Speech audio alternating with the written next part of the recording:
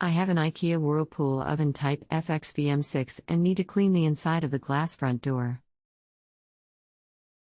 Hiya, my name is XXXXXX I'll be trying to assist you today. Are you able to take the door off of the machine?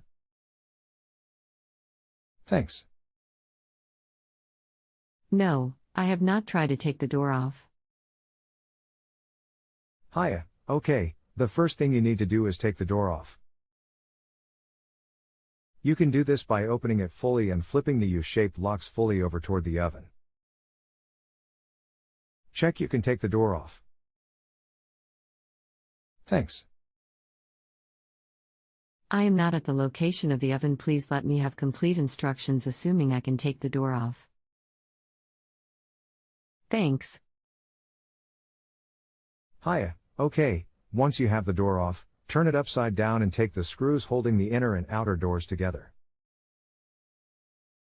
Run a sharp, thin blade between the outer door and inner door to cut the seal. Once you've done that, separate the two halves and clean the glass. Reassemble and refit the door. It's pretty simple once you have the door off of the machine. Take your time, take care, and it will come apart. Hope this helps. Thanks.